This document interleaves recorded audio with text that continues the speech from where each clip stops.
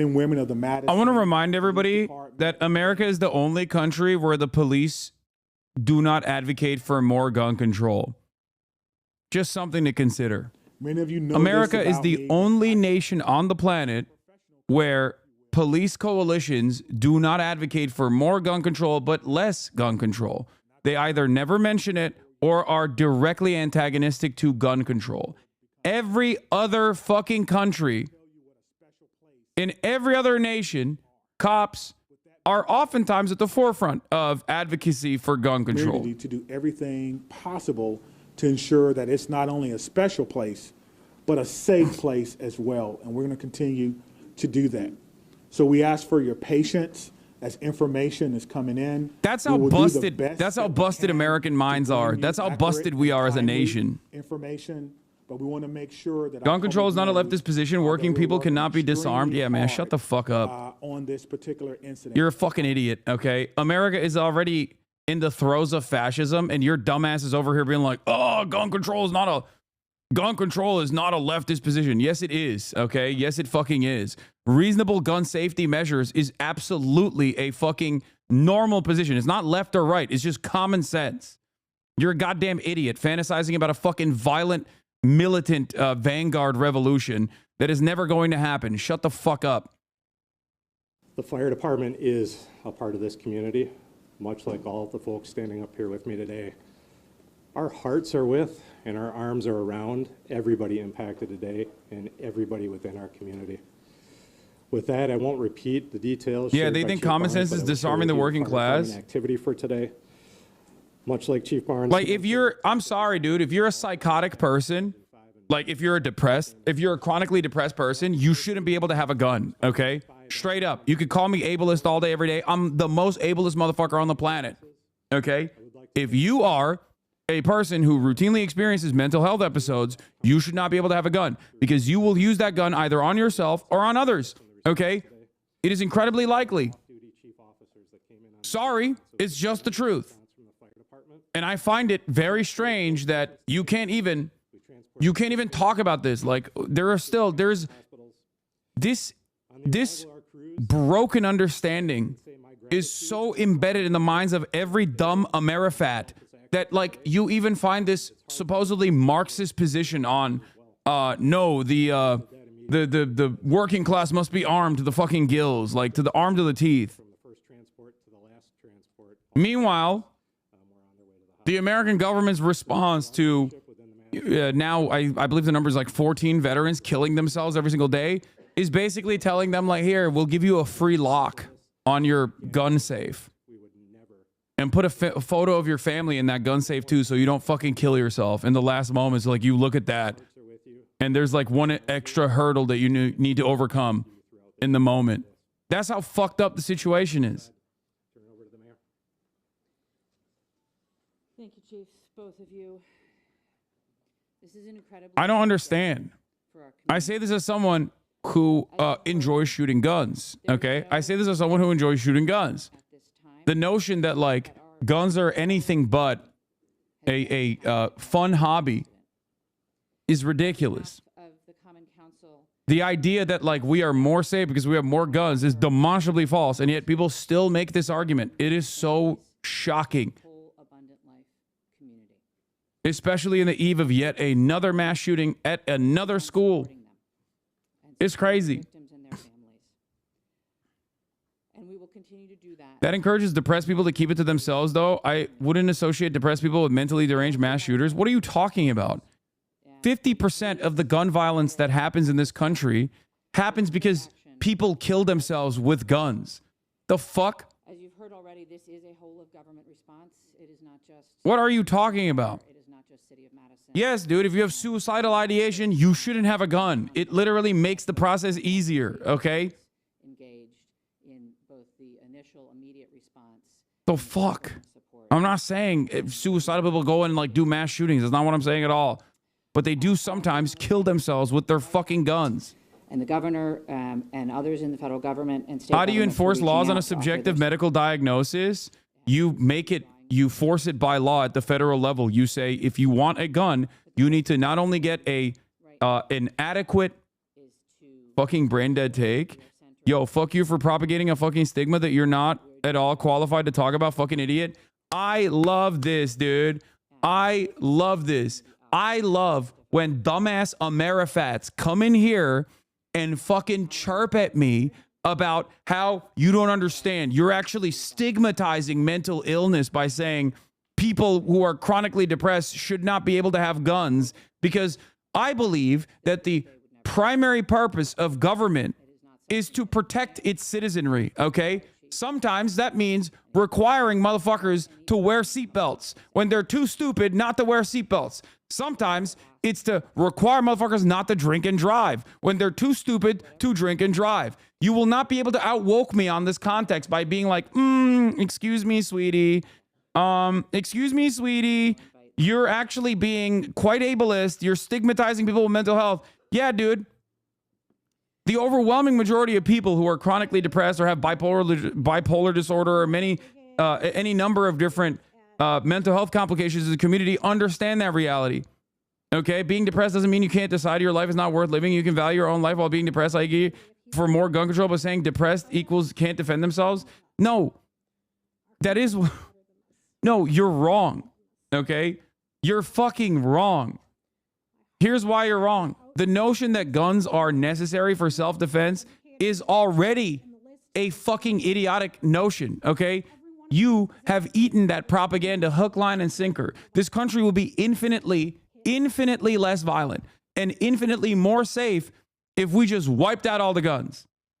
Now, you could say that's not going to happen. We can never do that. There's too many guns. There's more guns in circulation than there are people.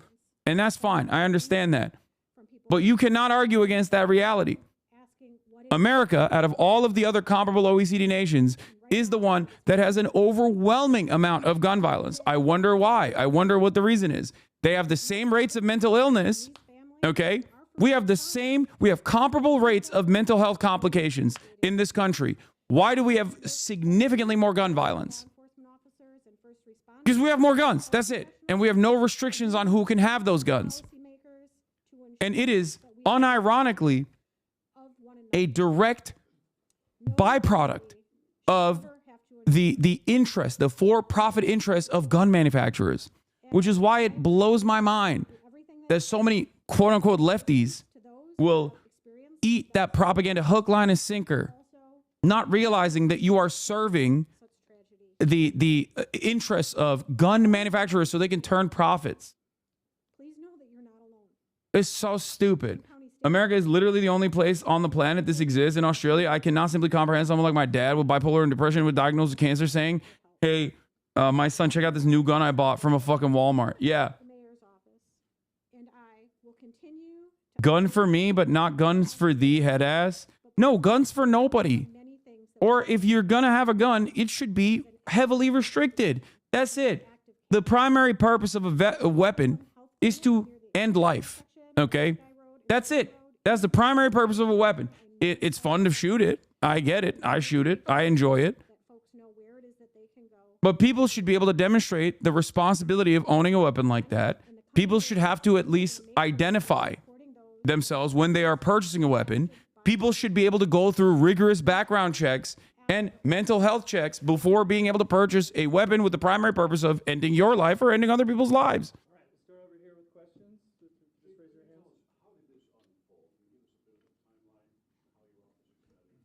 Saying that everybody should be able to get a gun is basically saying like everyone should be able to, everyone should be able to get a fucking driver's license. Like we have restrictions, and cars are a necessity for commerce.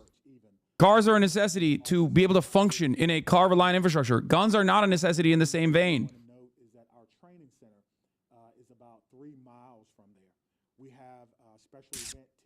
It blows my mind that people still make these arguments every time there's another mass shooting. Okay? Why is restricting murder machines such a fucking issue? It should be more regulated than cars than anything else. I know. Jesus, bro, is just talking and not explaining why I was wrong. Wait, what? You said I'm wrong and that you're telling me and then claim I'm an IRA shill? What? I think I demonstrated why you're wrong. Okay? Guns are for self-defense, not a hobby, is a falsehood. that the gun lobby and the gun manufacturers have concocted, the likelihood that you will accidentally discharge or use the gun inappropriately is infinitely higher than you actually using it to intercept a situation where your life is in threat. Okay? There are a million studies on this. So the notion that guns are for self-defense is already fucking stupid. It's completely made up. It is. But it's one that is so pervasive. It is a narrative that is so pervasive that has unironically created a need for guns because everybody has a gun, so you got to have a gun as well. It's literally, it's just so stupid.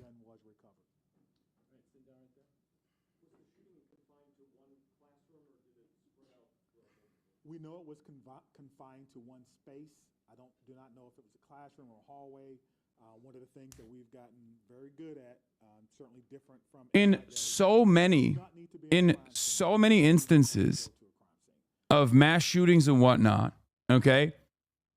The overwhelming majority of mass shootings or overwhelming majority of shooters are actually apprehended and stopped by unarmed, law-abiding citizens, okay? They swarm.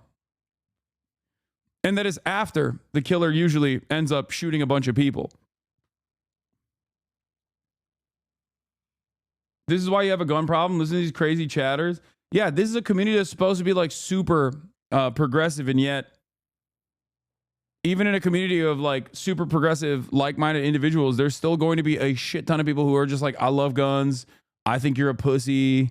I love guns, and I think like everyone should be able to have them. I love guns, and I'm going to overthrow a tyrannical government. In the immediate aftermath of yet another mass shooting that occurred at another school shooting. It's like, it is, I think, one of the most obvious problems in modern American society is the mass availability of weapons. Mass availability of weapons and how much that has very clearly increased gun violence.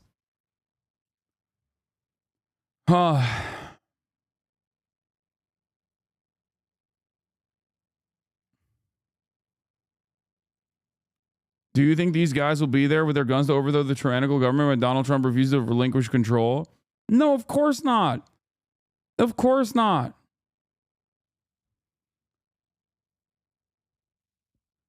I do not have an issue with people having guns, okay?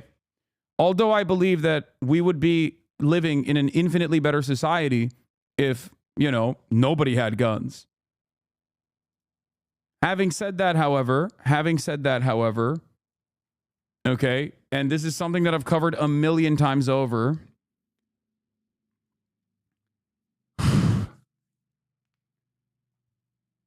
At the very least, we need common sense gun violence prevention methods.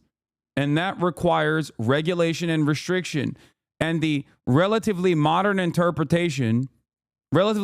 false interpretation of the Second Amendment that plays a massive role in Americans politicizing their commodity fetish has caused this ginormous collapse and is a endless hurdle against this sort of thing.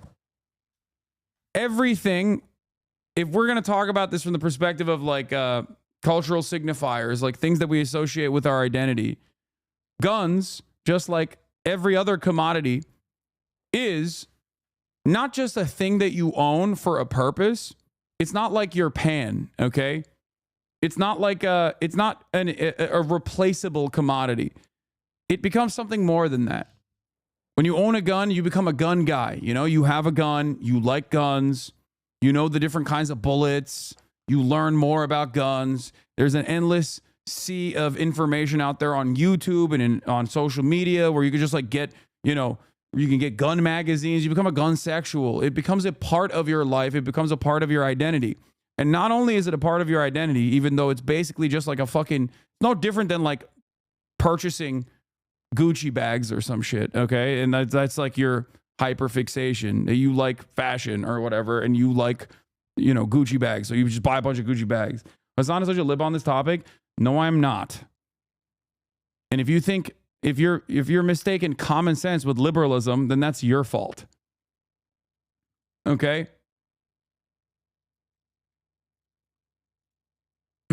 Yeah, I'm such a lib on this topic. People love China, okay? People talk about like how dope China is, okay? And how socialist China is. What are the Chinese gun laws then?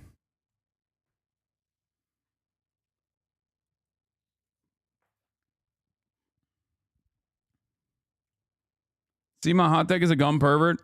I think firearms also reflect like an ego thing. I see firearms as cool, but not different than like a really cool power tool. Not as a flex type thing, because people will take selfies with their AR-15s, but I've never seen someone take a selfie with a Milwaukee impact driver. Yeah. No, that you're absolutely right about that. You're absolutely right about that.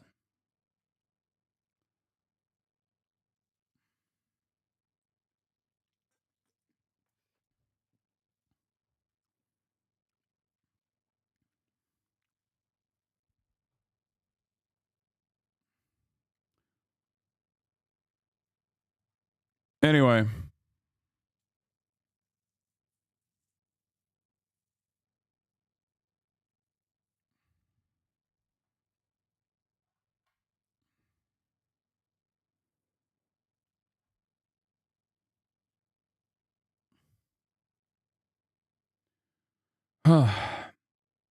People are like, paternalism is bad when it comes to guns, and then advocate for universal health care. Yeah, no, all matter of government action is paternalistic.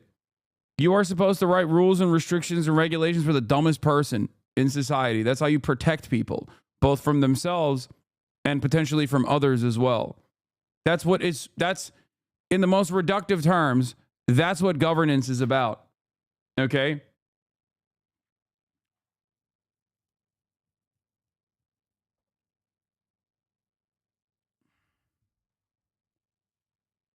Anyway, here, let's continue. Yes, obviously, once we have identified, we have initiated a search, but we think that search is either ongoing now or that search may be concluded. Of course, it's about safety. That's the first thing, making sure that people are safe. Oh, so mentally ill people are the dumbest people in society? I don't know, but you might be an incredibly dumb person if you think that that's the only people that shouldn't have guns, is what I'm saying. If that's what you derived out of this commentary, then you might be both mentally ill and also one of the most intellectually disabled people I've ever encountered on this website. And there's plenty. It's a target-rich environment. Some of your patients. Are you aware, had the school had any prior threats? And then just, jumping off of that, do you know if the shooter had any prior contact with law enforcement? We do not know that the shooter had any prior contact with law enforcement, but I did do a check of the school. There were some calls, but they were like 911 hang-ups, things of that nature. There was nothing that suggested that the school was a place that violence would occur. Chief, I know that you mentioned that the shooter died of a self-inflicted gun wound. Did that happen before officers arrived at the school, or when the shooter saw officers coming into the school? Yeah, so let me say that the cause and manner in which the shooter died will be determined by the inmate. But what I can tell you is the shooter was dead upon our arrival, police department arrival, and no officers fired their weapons. Okay? Lucas, what are these search warrants? Oh, look at that. Yet another. Are they at the residence on like a device? Look at that. Yet another shocking instance where. I'm sorry. Yet another shocking instance where a mass shooting ended with the shooter killing themselves or possibly being apprehended. That's usually how it goes. And make sure that everyone is okay. And then if there's any evidence that we think we need to collect, we could only do that with the use of a search warrant. And so, again, we have to determine if there is evidence that we will need. Everyone wants to know what led up to this. Are there any additional threats to public safety? Is this person or was this person by themselves? There are a lot of questions that we want to answer, but we have to answer the safety questions first, and then we'll move on to some of the more investigatory questions. Are you in possession of any of the shooter's devices? I am not, no. Catherine? I'm wondering about metal detectors. You mentioned in the first meeting that you were not a fan, and that this school probably doesn't have them, and do you know other schools that do? Do you think that that's something we should start talking about, metal detectors in schools? I guess the question is, would you want your child to go to a school with or without metal detectors? I can't answer that. I can't- Right now, Yeah. without them. Yeah, Yeah, more absolutely. So metal the idea detectors. is to create the safest environment that we can without metal detectors. Wouldn't it make is my sense to answer. arm the teachers? Yes, dude, totally. The solution to the problem is fucking more guns, actually. Arm the teachers.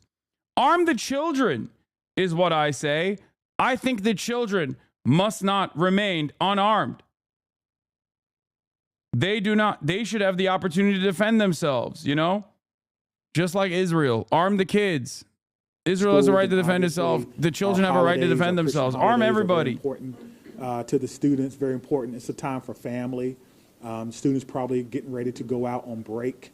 And now the break will be a little less about celebrating Christmas than more about celebrating only way- perhaps friends and loved ones and staff members. The only way to who solve perhaps lost their life. society's That's why I'm asking violence everyone problem to, of course, is by keep creating more abundant opportunities life, of ultra-violence. Christian school in your thoughts and in your prayers, and we'll get a couple more, okay? Okay, real quick, Phoebe. So it's a private school that takes public money through the voucher system. So what has this revealed about maybe gaps in security or training for staff? Is that something you're thinking about whether schools that are private that take public money need to be, kind of on par with public schools when it comes to safety? Well, what I'm telling you is that in 1997, I began my professional career as a public school teacher. I taught history for 4 years before becoming a police officer. So I did not get far enough to take courses in administration and budgeting of schools. I don't know what governs private schools, if they receive money, where that comes from. That would This guy probably be used a to be- question so this that guy you used to would be a- probably need to a ask someone who's more beneficial member of involved, society. in the school system and what their requirements How do you go from being are a if teacher they to a do cop, receive dude? That's that. crazy. But you could probably compare what has happened or what goes on, their security measures, with the security measures of any school. How much you want to bet if they paid teachers better, he would not be in this position right now. He'd still be a teacher. As you know, there has been some criticism to other law departments in their response to these school shooting incidents, particularly Uvalde. How did that inform your game plan today, and how quickly were your officers able to get into the school? What were they told to do? Sure. We train on this, as I spoke about earlier. When officers arrive on the scene, they immediately go in, which we did in this case. Stop the threat, stop the killing, find the killer. That's how we train. And that's exactly what we did today. There's no waiting. There's no coordination of who's in charge. Everyone knows exactly what to do. I think this is a spoke private about school. this It's a private earlier. Christian school, I believe. We train on this constantly. Our commanders, I gotta pee. including the fire chief and I, was in a commander's training less than 2 weeks ago, going over this exact same scenario for another fictional location. And so all of that came into play today, and our officers performed extremely well based on their training and based on the expectations that they know exactly what to do. Stop the threat, stop the killing, find the threat. Right, Mayor? I promise to follow up. Can we just do one more? We're gonna do one more. For the current student. No, wait, hold on, right here, right here. Thank you, Hold on. all. Yeah. I think the questions have been asked, and we're straying a little far from what's most important at this point in time, and that is the victims and their families. I have 3 things to add. First of all, there is a lot that our community can and will do in the coming days to support the victims and their families, and we will have more information at future briefings. If anyone, and I would urge you all to include this in your stories, if anyone needs mental health support as a result of this incident and the coverage of it, I encourage them to reach out to 988 by phone or text and to get the mental health support that they need. It is incredibly important that we take care of our community in this very difficult time. We all have a role in preventing gun violence. Our entire community needs to be part of the solution here. There are many things that we can do, and we can have those conversations in coming days. But first and foremost, what needs to be the priority for all of us. Last I heard, there was never a is private school supporting our young shooting. people. Yeah, And no, that is where our it community's happens every now and attention then. needs It's to just less turn likely. At this point in time. The police department, the fire department, the city, the county will share additional information about the investigation as it becomes available. But I urge you all to help our community find resources to support their mental health and to find resources to support the victims and families at this time. Thank you all. Where can people go to see your updates? What can you tell them? It'll be on cityofmadison.com. Me, Stephanie, and Cynthia will stick around and answer any other questions, folks. That's all. Let me say just before I go, because the mayor mentioned that this was a whole of government response. It certainly was, and there's so many people that we want to thank. We cannot thank everyone, but it's also a whole of law enforcement response. Even though we are in different agencies, we all have the same training. And so I want to thank our partners with the FBI who are here with me today, partners with the ATF, Dane County Emergency Management. Of course, we already talked about our fire department. We've got calls from the Attorney General of the United States, Wisconsin State Patrol, our governor's office, State Patrol, Monona, as well as our sheriff's office. I know I may have left someone out, but thank you for how you responded, professionally, quickly, and according to the way that we all trained, and it all came together to ensure that no other persons were hurt. Thank you. Chief, can you just say what time you guys made entry? We just want to nail that detail down. 10:57. But That's that the time you made all entry. made They entry. right in 1 minute? We'll work on getting that, so our next, How long does it take to they arrive to the city to raise back? They receive the call at 10:57. yeah, so I will work on getting that information. Anyway, yeah, I mean, it is, we got to do a little bit of propaganda, you know what I'm saying? But we'll look at the final tally, which is so crazy to say. And I'll also tune into CNN to see if they're covering it as well, to see if we can get a better update. This was a whole of government response. It certainly was. And Oh, they're finishing off the thing, but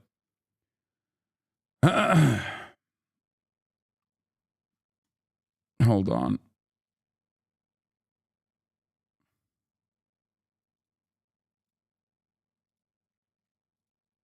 I live close to the school and already hearing from parents is because of anti-Christian propaganda. Do you think the right will run, considering it's rare?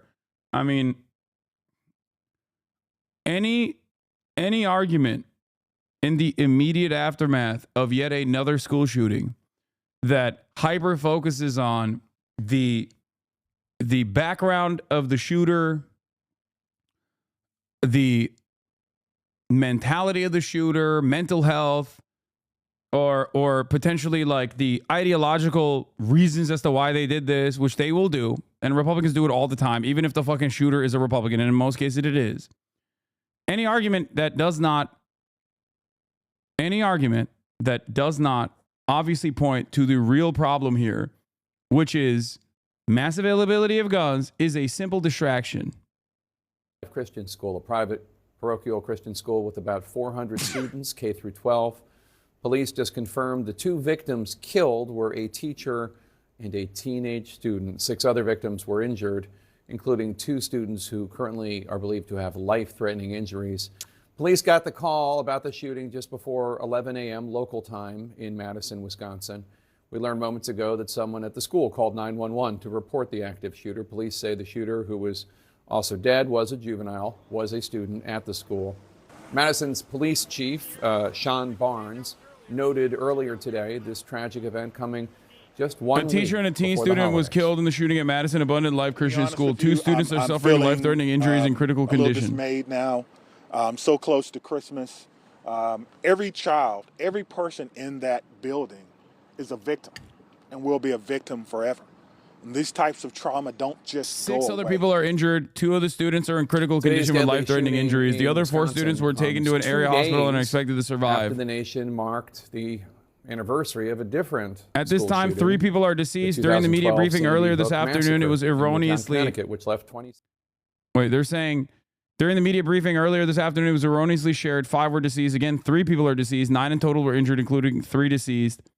and I believe 2 are in critical This year, condition. surpassing last year's total by just 1.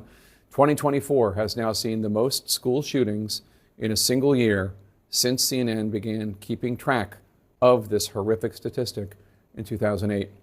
Let's get right to CNN's Shimon Prokopez and John Miller and Whitney Wild, who is in Madison. And Whitney, you're at the press conference. You just asked a question to Chief Sean Barnes on whether the suspect was known to have had any other prior run-ins with the law. What did he say?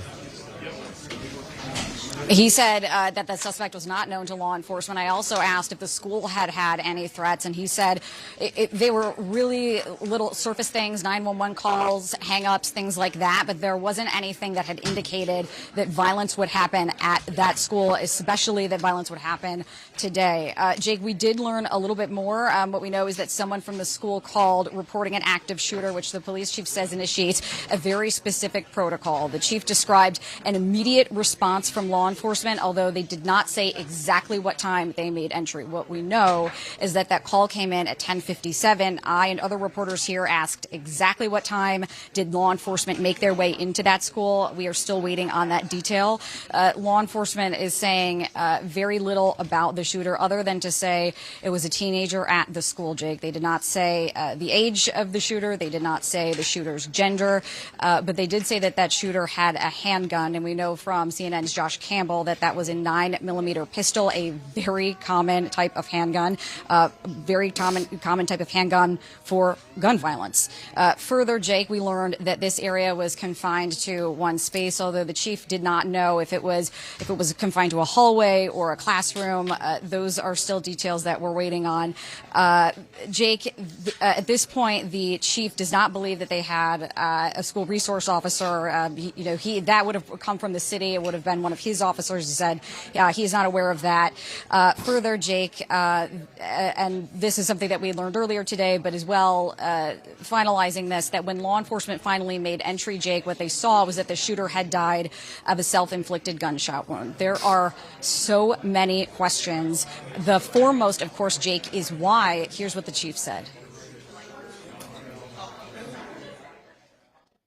Many of you have asked me about the why of this. Why did this happen? Wait, what? See, the liberals want you to believe we need to control our AR-15s. This young man just done shot up the school with a handgun, brother. But I will tell you, yeah, you're our right. detectives are working hard. And you're right, man. You're right.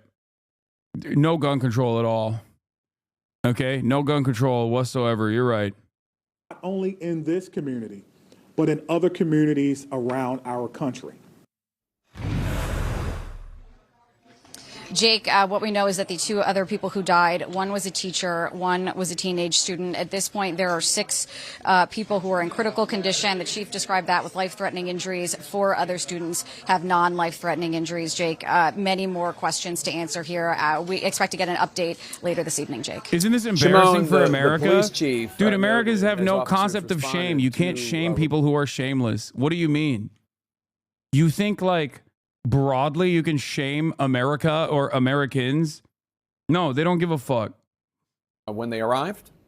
Yes, that is the case. They believe that the shooter shot themselves. And I don't want to necessarily at this point, Jake, I don't think we're identifying the gender of the shooter. There are some questions.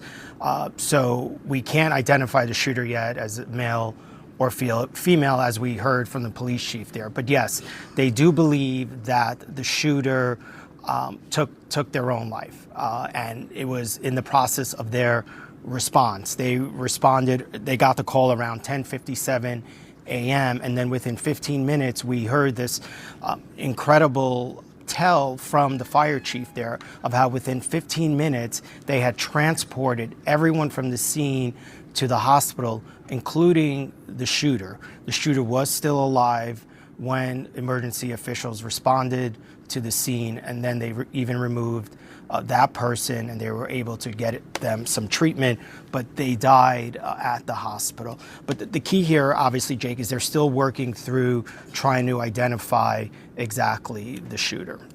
And John Miller, a law enforcement source, says a 9mm pistol was used in the shooting. Tell us about that weapon. Well, the typical 9mm pistol is a semi-automatic handgun.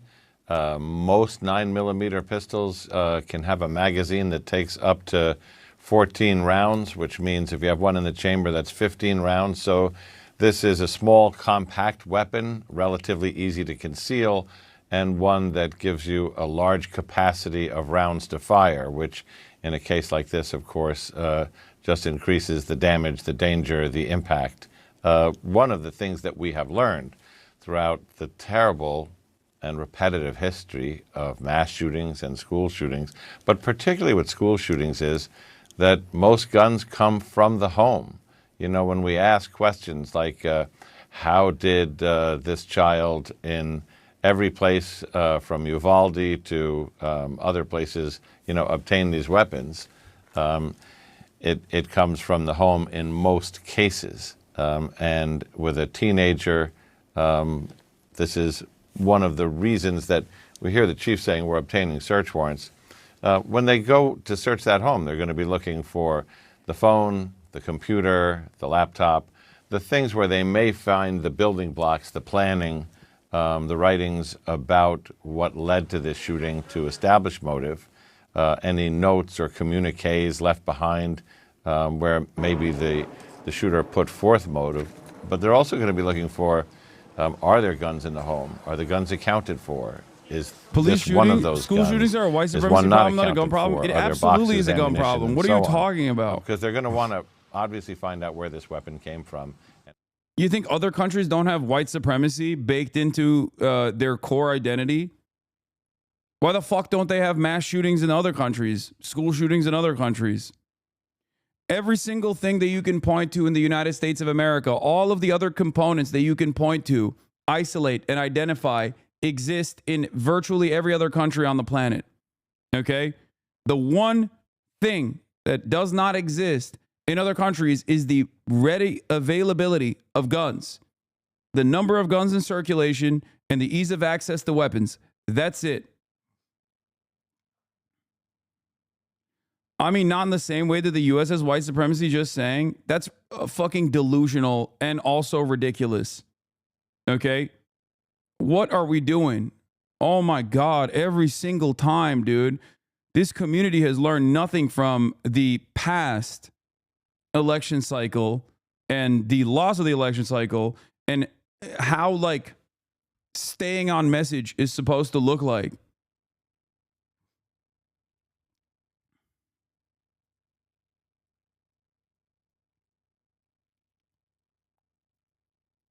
That's crazy.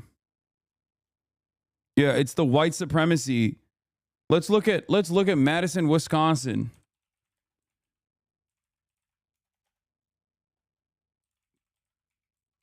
Demographics in 2024.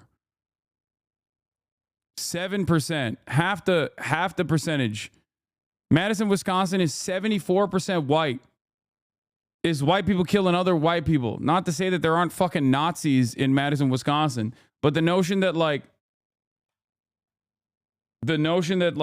white supremacy was a primary factor here is so crazy. Like, what are you talking about? You don't know any of that. You don't know what the shooter's ideology is at all. We don't know anything yet. And you're trying to slap on like white supremacy as a reason for this. Yeah, it's white on white violence.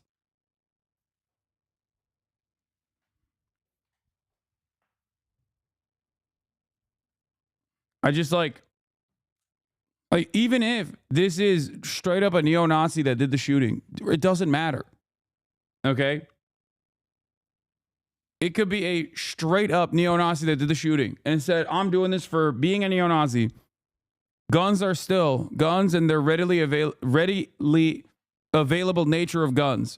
Having more guns in circulation than there are people in this country is absolutely what makes it easier for these sorts of mass shootings to happen in a country where there are a shit ton of white supremacists and whatnot. It still doesn't matter, though. There are plenty of other countries where there's like active neo-Nazi movements. There are plenty of other countries where fascists have actually gotten control of governments. Look at Italy. Look at Germany. And yet, they don't have the same number of mass shootings or school shootings that we have. That's it. Europeans literally look at us and go, what the fuck is going on? This is the one issue that every European social democrat would agree on, regardless of their other, ideological differences with me. They literally look to this and go, what the fuck is happening in America? Whenever I cover this shit. Are you a gun control supporter? No judgment. I just don't think I've ever heard your thoughts on it. Yes. Of course I'm a gun control supporter. What kind of crazy question is that? Yes. I believe in good governance. Of course. The only time I can think of a similar thing occurring in Europe would be back in 2011 when a neo-Nazi killed a bunch of kids at a summer camp. That's the only time I can think of that mirrors America's mass shooting epidemic. Yeah.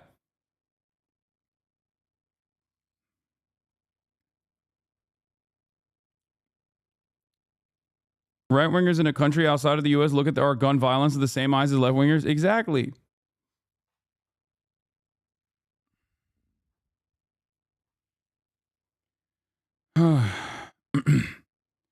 Switzerland is the only country in the European continent that has a higher gun ownership per capita rating than the rest of the nations.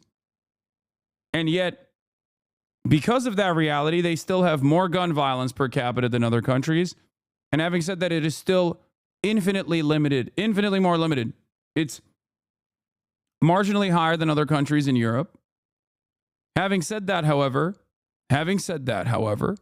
it's nowhere near the gun violence per capita metric in the United States of America.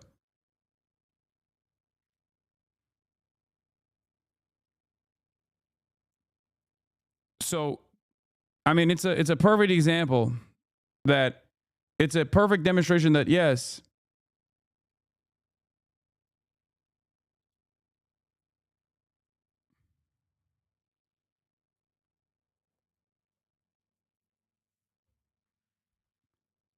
anyway, let's just watch President-elect Trump delivering remarks to the press. Is he talking about this gun violence or what? Investors in the world, and we've just concluded a very productive meeting. And today, I'm thrilled to announce that SoftBank will be investing $100 billion in America, creating 100,000 American jobs at a minimum. And he's doing this because he feels very optimistic about our country since the election. And many other people are also coming in with tremendous amounts of money. You probably noticed that a poll was just taken. It's business is literally in 39 years, there's been nothing like it. It's been the biggest increase. Small business owners gave it a 41% jump. It's the biggest jump that we've had in 39 years. And nobody's ever seen anything like it. And it's just, they're very optimistic. This historic investment is a monumental demonstration of confidence in... Never mind, he's not talking about this. Okay. He's so pissed he doesn't want to be talking about this dumb shit. Yeah, there's TikTok news as well. It's baked into our society. It's not that gun control is radical, but Americans are insecure when it comes to trusting individuals, i.e. need for self-defense, because I would kill to get ahead and so will they.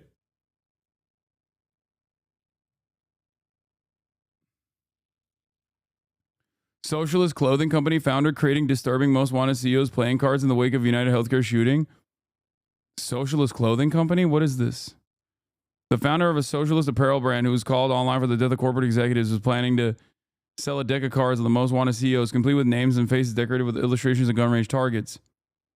He was inspired by the most wanted Iraqi playing card decks famously distributed in the U.S. and coalition forces. James Har? Who cares, man? Free speech, baby. Alex Jones of the left. We're never getting gun regulation. There has to be another way. Alex Jones of the left, lol. Yeah. I'm an Alex Jonesian type of person because I believe that in spite of the many hurdles that, I will never cease to advocate for what I believe is correct. And in this circumstance, it's actually what I believe is correct has been implemented in so many other countries. Something like this where a female student comes in and you wouldn't have even put two eyes on the situation beforehand. And Marisa, in terms of campus safety and preventing... Alex Jones on the left be like, these school shootings are real and we should implement common sense gun safety regulations to, limit the number of school shootings that do happen in the country, that it happens in increasing in increasing frequency. What we see are common alarming Do you behaviors hear beforehand. yourselves? And I'll tell you kind of the shorthand version of this is that the vast majority of students who carry out school shootings are students who are in crisis. They have problems they feel like they can't solve another way. They look to violence as a solution. Oftentimes, they either plan to kill themselves at the end, or they're hoping for a suicide by cop. They're hoping responding law enforcement will kill them in the process because they don't want to live anymore. We have a lot of tools that can help someone who's at that point of desperation and doesn't know what to do, doesn't feel like they can cope with life any longer. And so what schools, like Steve was talking about, the Students of Concern Committee, Behavioral Threat Assessment Committees, these are eyes and ears within the schools and often with information that come from the student population, because they are the first ones to likely hear or know if a fellow student is in crisis. They can take a look at what's going on for this student, talk with the student directly. Are you thinking about engaging in violence? Are you planning to do so? Why? What problem are you trying to solve? And then help that student solve the problem through nonviolent means. We see so many of these students engage in what the Leftist Alex Jones be like harassing politicians that are responsible for so much violence in American society instead of the parents of dead children in the aftermath of a school shooting. Showing pictures of weapons. Those are all behaviors that if they get to adults in school, the adults, especially when they have threat assessment training, can look further and say, what's going on with this student?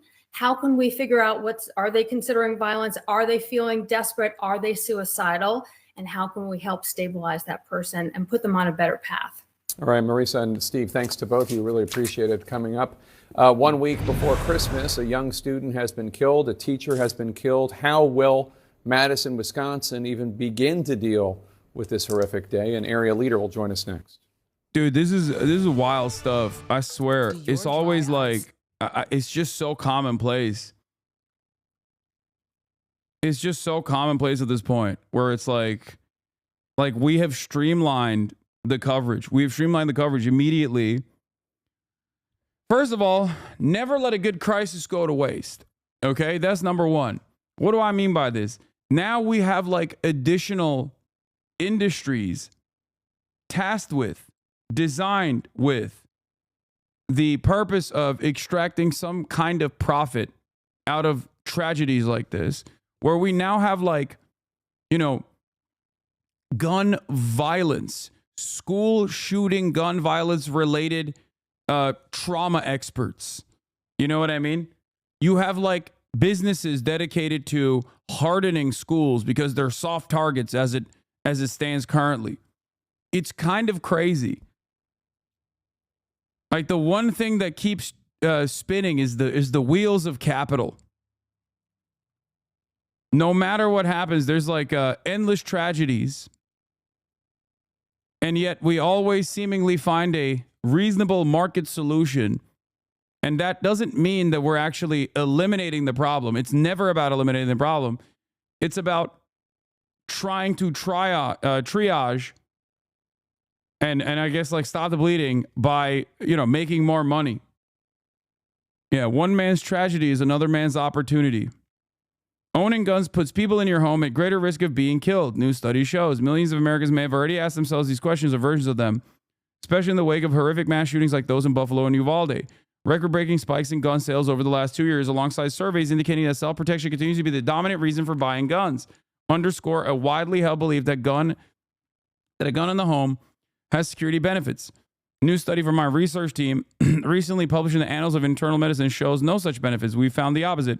People living in homes with guns face substantially higher risk of being fatally assaulted.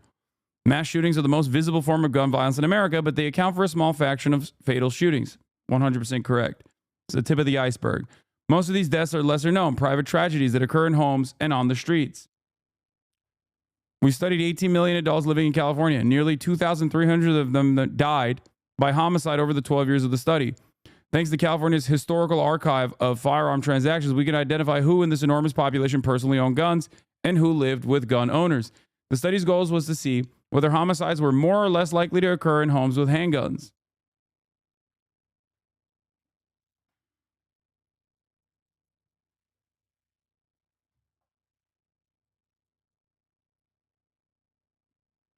sorry, but if you spam by this before, apparently shooter was a rad fam that wanted to kill men.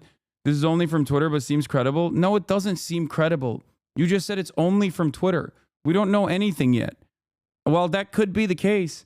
It's fucking ridiculous to go, I saw something on Twitter and now I'm running with it. Seems credible. What the hell? First of all, statistically speaking, if we're going to go by, like, I mean, this is pure speculation. But if we're going to go by like who the common perpetrators of gun violence and school shootings are, is most likely a cisgender, heterosexual, white dude. Okay? It doesn't even fucking matter in this situation, and it doesn't matter in any situation. Like, people's ideological proclivities are, sure, informative. Okay? They're instructive. But what you fail to comprehend, what you fail to consider is that other nations have similar tendencies. They just don't have the means of enacting this level of violence. And the reason why they don't have the means of enacting this level of violence is simple. It's because they do not have guns. I'd be shocked if it was actually a woman that did this mass shooting, because that would not be statistically the norm. It would be outside of the norm. Having said that, I reiterate my position in the aftermath of the Nashville school shooting, where the shooter was trans. That is the most American thing. Do you understand? It's the most American thing. Inevitably, it was going to be a woman that does a mass shooting or a school shooting. Inevitably, it was going to be a trans person that was going to do a school shooting or a mass shooting. That's just the reality of America. Oh, CNN confirmed the shooter is a female. Do you understand what I'm saying? I said this exact same thing in the aftermath of the Nashville school shooting, where the shooter was a trans person. It literally does not matter. Bro, we have like 70-year-old Asian men doing mass shootings. Do you know how fucking statistically unlikely that shit is in general? That's just America, baby. We heard there is not or was not a school resource officer at the school. It's obviously a private school. And I think that public schools in Madison might have school resource officers, but I'm not sure. Do they? And do you think more police resources should be deployed to all schools in Madison, not just public? Yeah, well, I don't care about the statistical relevance either, Chatter, for the record. And it's up to every school district whether they decide whether to have school resource officers or not. I'm saying that, like, it doesn't matter what the shooter is. I'm saying that before I knew what the shooter's background was. What I've been hearing is just the complete and utter devastation of what this means to those students, those parents, those loved ones, family members, and everybody that goes to not only those school, but why should my rights be restricted when it only addresses a symptom, not the problem? It impacts more than just that neighborhood. You have people all over the county. Dog, you know this argument that you're making, why should my rights be restricted argument you're making can be made for any rule, any rule, any restriction, any regulation. You understand that, right? You don't have a right to own a gun. That is ridiculous. The assertion that you have some God-given right to own a weapon is already a faulty premise to start at. Okay? What you're quite literally, like, you sound like an NRA lobbyist. Card-carrying leftists in the chat talking like the dumbest fucking sovereign citizen you ever encountered.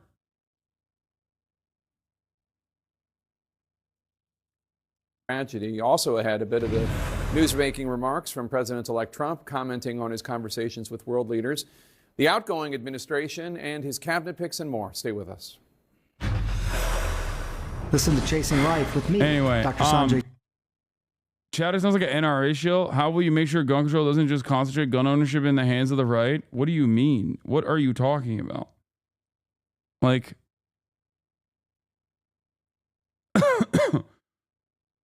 Feds have been in the Reddit board trying to make leftists like guns, like Gretchen.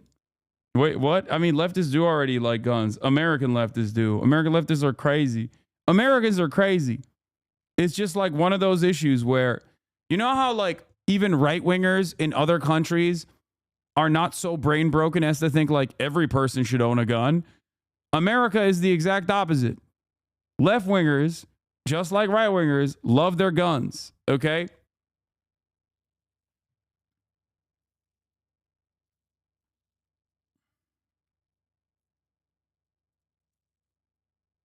It's so funny to be like, whoa, what the fuck? Like, why are my rights being infringed on? Because this addresses a symptom and not the root cause of the problem. First of all, it is the root cause of the problem. Anyone that tells you that guns are not the root cause of gun violence as a problem is wrong. Secondly, every fucking rule and restriction technically infringes on your liberties to do something stupid. Here are people in the 80s reacting to DUI laws. Drinking and driving here is viewed by some as downright undemocratic. It's kind of getting common when a fella can't put in a hard day's work, put in 11, 12 hours a day, and then get in your truck and at least drink 1 or 2 beers. They're making it laws where you can't drink when you want to. You have to wear a seatbelt when you're driving. And pretty soon we're going to be calm this country. Calm this country.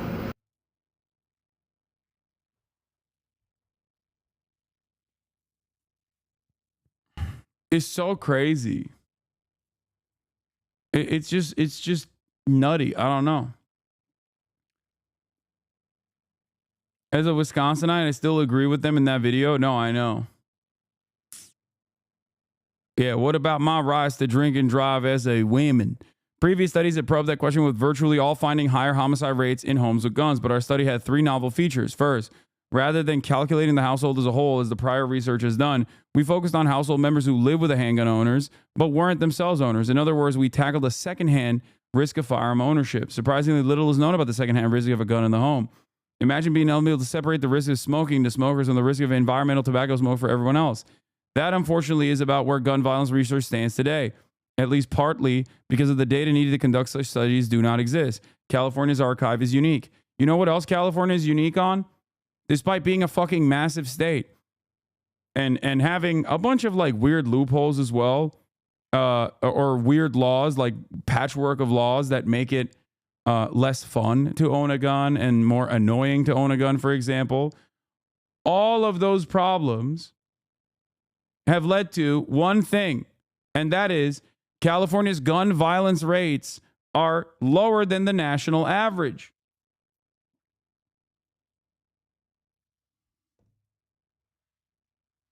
Shocking. California's gun violence rates are lower than the national average. So is New York's gun violence rates. As a matter of fact, so is Illinois' gun violence rates, despite the fact that Chicago's right there. And even then, Chicago, most of the guns in Chicago are not coming in from Illinois anyway. It's actually coming from neighboring states that you could easily go to and get guns from.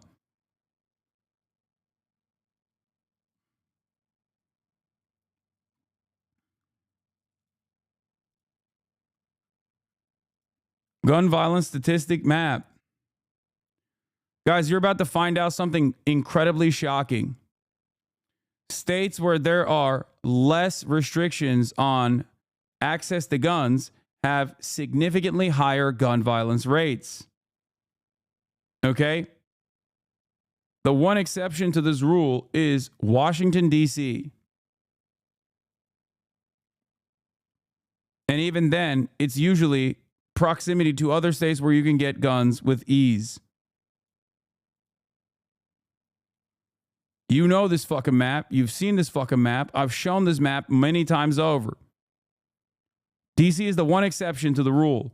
Outside of that, virtually every single state, Mississippi, Louisiana, New Mexico, Alabama, Missouri, Montana, Alaska, Arkansas, South Carolina, Tennessee, Wyoming. I've skipped DC. Wyoming, Arizona, Oklahoma, Georgia, Nevada, Kentucky, Indiana, Colorado, Idaho, Kansas, North Carolina, North Dakota, West Virginia, South Dakota, Ohio, Texas, Michigan, Virginia.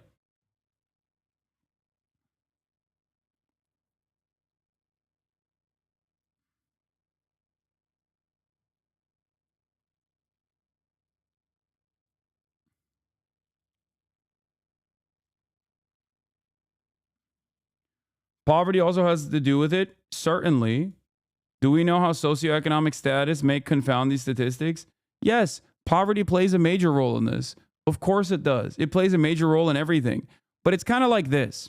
Americans used to say, why should I get vaccinated?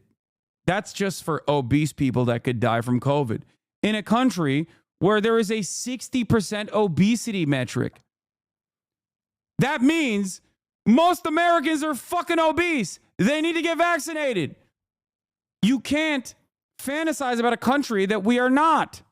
You have to write rules and restrictions and regulations about a country that we are. Okay?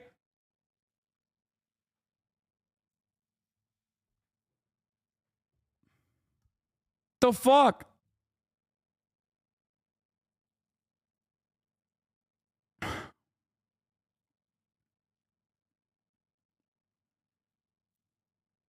Only poor people do gun violence in a country where most of us live paycheck to paycheck. I know. That's the other scary part of this dynamic as well. Also, how are you going to restrict it? You're going to just make only rich people have guns? That's crazy. I've noticed so many people trying to redistribute the blame. It's guns, people. Guns are the common denominator. I know. And there are so many studies that point to this. It's one of those things that frequently loops back to the same problem that I constantly yell about. Okay? It is a lack of interest in identifying, critically thinking about anything, identifying what the actual problem is, looking at the common denominator, isolating it, and trying to tackle the problem head on. And when you don't actually do that, you just end up believing in a whole bunch of different conspiratorial things.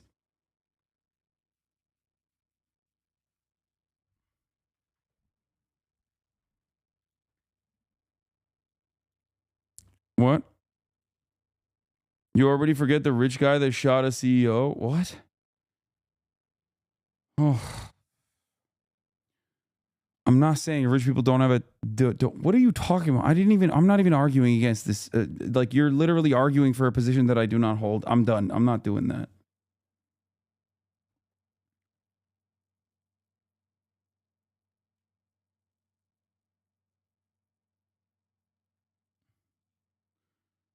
It's a self-propagating issue, though. I only own a gun because I feel like so many insane right-wingers around me are going to get violent. I know. It's great. Everybody has a gun.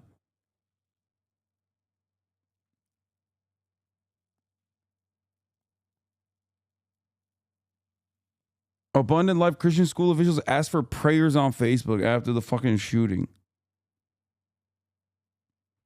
It's like saying Christianity caused this problem because it was a fucking private Christian school. You know what I mean?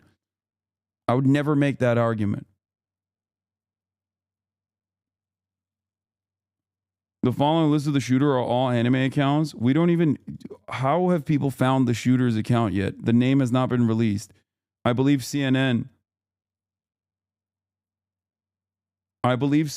actually... Oh my God, dude, stop.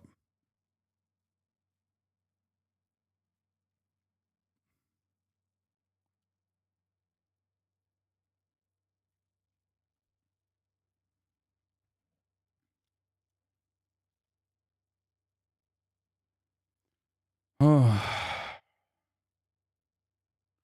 CNN accidentally said she? Accidentally? What?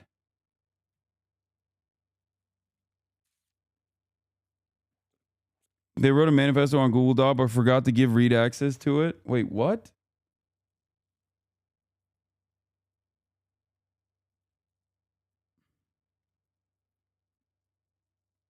I don't think this is the person. I think... How do you know this is the person?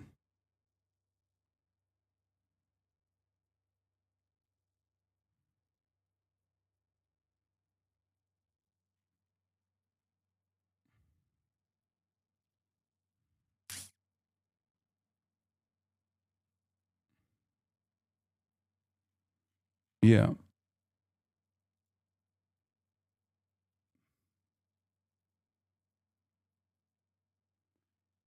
Yeah. Just stop speculating on who the shooter is. Until the media confirms who the person is.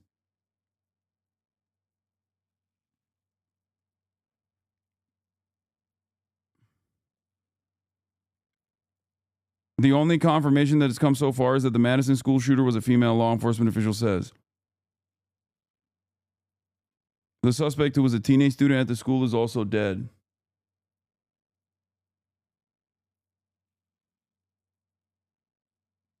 No names have been released so far. And here's a great example of like people running with what they think is happening because they saw it online. You literally ran with faulty information, and in the process of running with faulty information, you ended up sending me the account of a dude who posted some fucking memes, like 4chan ass memes.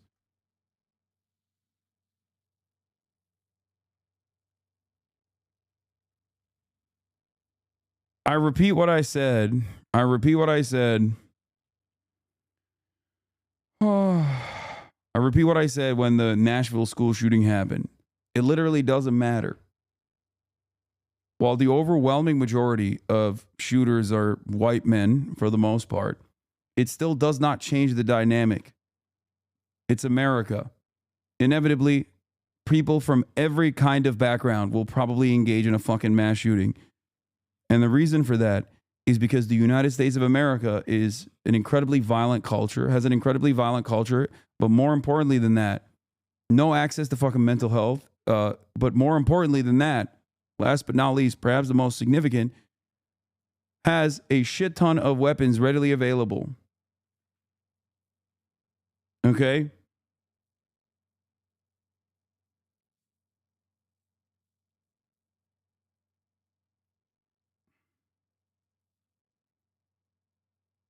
It's happened before, too. Female mass shooters are very rare, but it has happened in the past. The fuck is up with your community stream? What do you mean?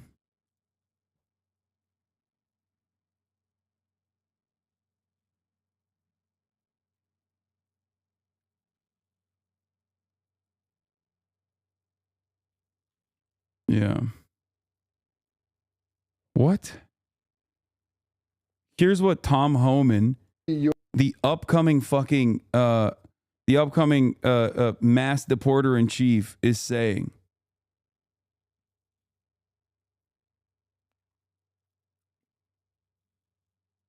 On Fox News. This is a parody account, or like not his real account, but this is what he says on Fox News, like Tom Homan. Also, as President Trump is committed, we're going to deputize every U.S. citizen in this country to help us find 340,000 missing children, because we need the public's help on this. Every mom and dad knows what it's like. They have a gut feeling when they see. This will be great. Yeah. No, this will definitely be good. I can't foresee this being massively consequential and horrifying. Deputizing every fucking psycho, every armed psycho who now believes that like there is a stolen child every time they see like a brown person with a kid, deputizing the armed population. Why don't we address the mental health, the feelings of isolation, the lack of free public spaces, and economic problems? Great question, chatter, who keeps saying, why should my rights be restricted when it only addresses a symptom, not the problem? Okay.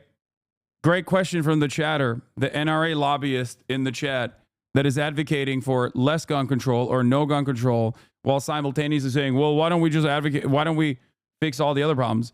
I don't disagree with you. I think we should fix all those other problems as well, which is why I advocate for those other problems every fucking day of the week, including today. The issue here is, even if you were to solve many of these issues, there would still be a shit ton of gun violence, a shit ton more gun violence in the United States of America. Okay? You want to know why? Including suicides, for example. You want to know why? Because there's a shit ton of guns. That's it. It's that simple.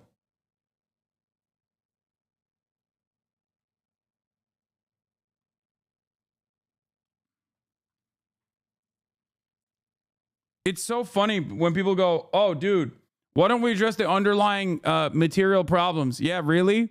That's going to stop your 5-year-old from fucking shooting you in the dick? Bro, this country is so insane with gun violence. Dogs have killed their owners. Okay? Dogs How do you materially solve that problem?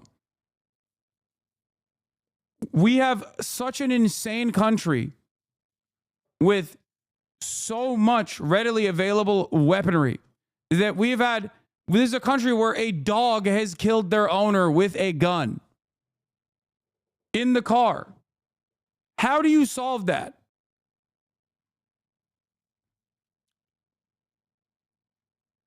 What kind of mental health complications exist when your 5-year-old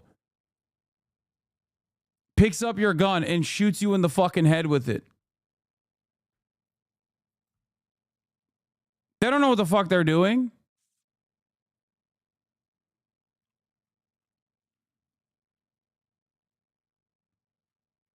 It's ridiculous. And the irony here is that, once again, other countries with comparable rates of mental health problems, other countries with comparable rates of poverty, literally do not have the same level of gun violence. It's that simple. One must ask the question, why? They haven't solved those issues better than America. And yet they still have virtually no gun violence in comparison to the United States of America.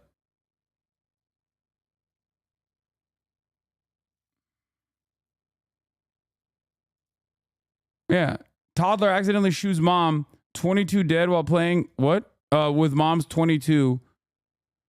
With mom, who was 22 years old, dead while playing with unsecured gun, boyfriend arrested. Now, before you say, no true Scotsman, you're not going to solve all of these problems with gun control or whatever, but like, mom was 22 years old. Yes, is a horribly written fucking article title.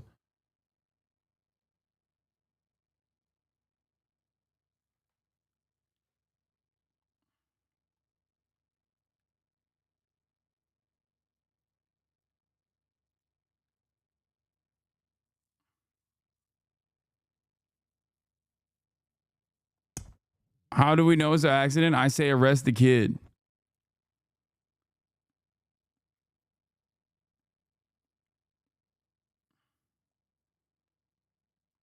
What about other countries of similar gun ownership? What? There is no country on this planet with, like, I believe the exception of Yemen,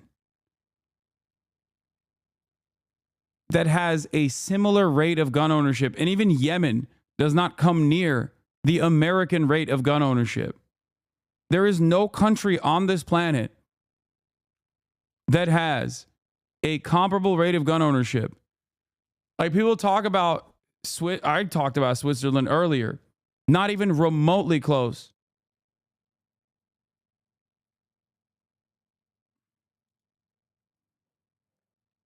No other country comes near that. Look, yeah, Falkland Islands. And then number 3 is Yemen.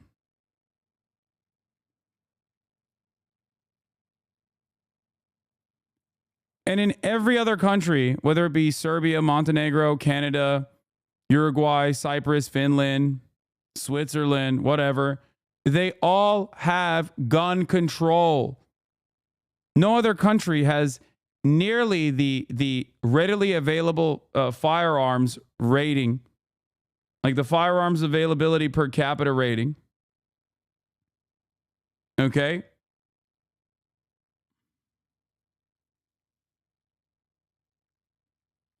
And no other country has anywhere near the lack of gun safety, gun violence prevention measures that America demonstrates.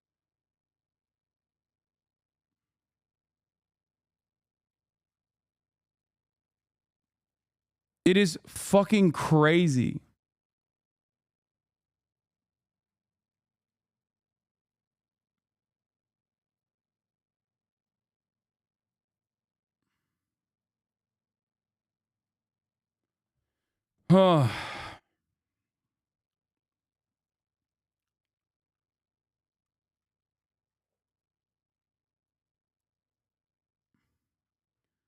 America is two things, gun and burger. Okay, that's it. America only has two speeds, gun and burger, sometimes burger gun.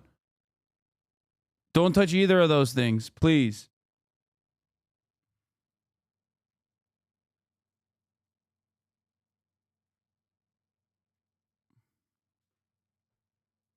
Only one party is fighting against gun violence, and it's the Morena party. Cartels get their guns from the U.S. Yeah, I know. I almost want to watch Bowling for Columbine as well, which is yet another Michael Moore documentary of a problem that is ever present and has never gone away, and also simultaneously only gotten worse. Bowling for Columbine is a 2002 documentary written, produced, and directed and narrated by Michael Moore. Moore looks at the Columbine High School massacre in 1999 and other acts of gun violence. He focused on the background and environment in which the massacre took place and some common public opinions and assumptions about related issues. And it looks at the nature of violence in the United States and American violence abroad. And it's crazy because since then, things have gotten dramatically worse. Just like since Sicko, the situation has gotten dramatically worse.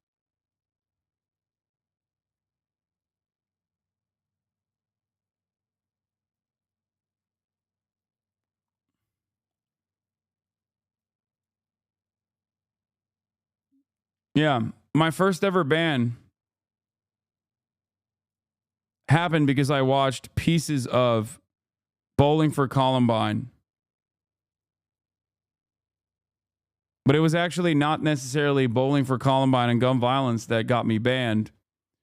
It was the segment where American violence in Latin American countries that he talked about, that he showed, that got me banned.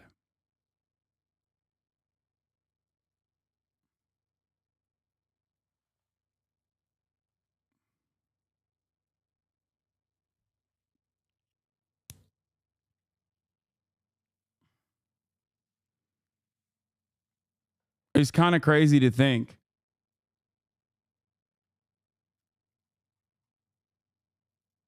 that the problems still fucking very much persist. Is there a way to do I'm trying to figure out if there's a captioning and whatnot.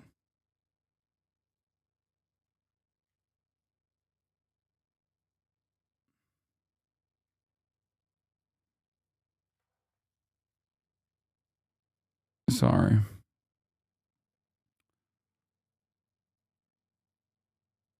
What is this? All of the CEOs out there being like, I'm so scared. Violence is not the answer. Gen Z is really sitting here like, oh my God, y'all really raised the school shooter generation and now you're asking us for sympathy. You normalize gun violence to the point where we take days to weeks. Yeah, I said that. I've said this as well. Americans are hyper desensitized to violence, specifically gun violence. And then they expect people to just like, doors open.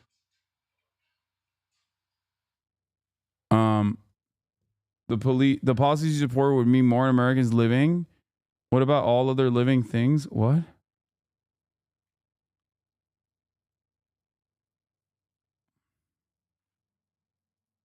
In case you want to watch later, fantastic video about how Americans became such gun-loving perverts. Yeah, I feel like people have brought this channel up before, horses.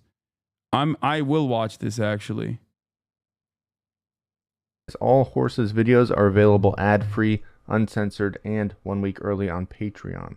Patrons also get exclusive videos and 20% off the Horses store. Check it out at patreon.com/horsespt.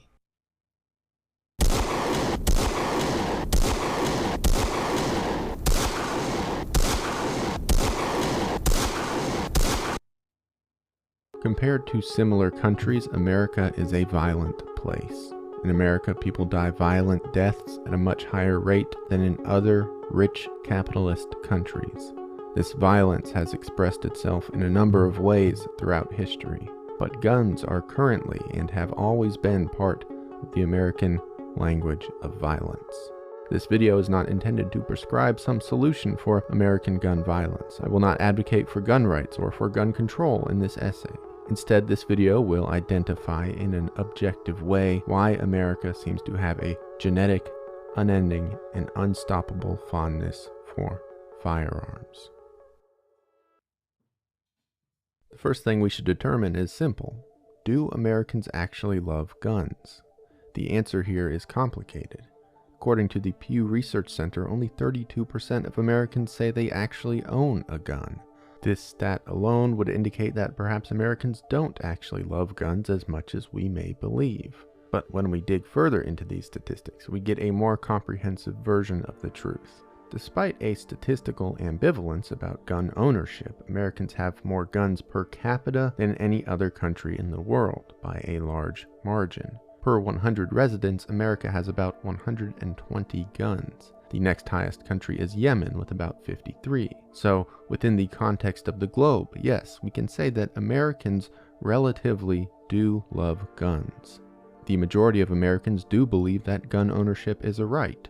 Depending on whose statistics you look to, this support ranges from just over 50% to over 70%. Loving guns isn't inherently bad, but among high-income countries, America has the 7th highest rate of gun homicides.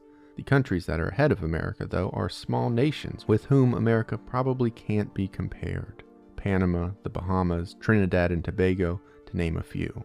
Notably, 2 of the countries that America trails are American territories, Puerto Rico and the U.S. Virgin Islands.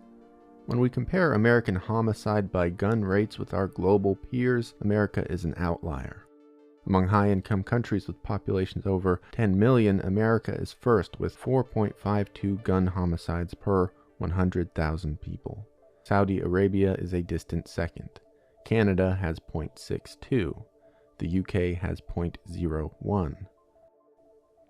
All of this put together can lead to a reasonable and objective conclusion. America leads the world by some margin in gun violence. But still, Americans love guns. So here we arrive at the core of this video. Why? Data can provide us with a contemporary but perhaps shallow answer to this question. Recent statistics show that 67% of gun owners have a gun for protection, 38% for hunting, 30% for sport shooting, 13% as part of a gun collection, and 8% for their job. On an individual level, these are reasonable justifications, but this data doesn't really tell us how or why guns have become so ingrained in American culture. The French have wine, Canadians have hockey, in much the same way Americans have guns. Why is this? Perhaps unsurprisingly, America's affinity for guns started a long, long time ago. When early colonists arrived in North America, they found Native Americans who were no strangers to violent conflict. However, these colonists brought with them a technology that would make conquering the New World fairly straightforward. That technology was... This is the Neo-Confucianism. We must go back to Neo-Confucianism of America. Okay? Which is, I mean, it's great. I like it so far. I like it a lot so far. Once again, the channel is called Horses, and the video is called Why America, in parentheses, Still Loves Guns. Was, of course, the rifle. The colonists realized their rifles gave them an immense advantage over the native people, so colonial leaders mandated gun ownership. In 1658, Virginia required that, quote, every man able to bear arms have in his house a fixed gun. Around this time, Plymouth County also instated a similar law requiring every male to own a gun. This law would shortly thereafter be extended to the entirety of Massachusetts. At the time, these weapons were primarily intended to attack and defend against Native Americans. In his book The Barbarous Years, historian Bernard Bailyn notes that there was one group, Europeans, using violence to assert its will over another group, Native Americans. This basically set the precedent that violence, specifically gun violence, was a legitimate method of settling disputes and enacting one's own will in America. And sure enough, colonists began settling their own disputes with violence. Rates of European on European violence rose during this period. So perhaps it could even be an understatement to say that America was founded on violence. America was from its very beginning steeped in gun violence.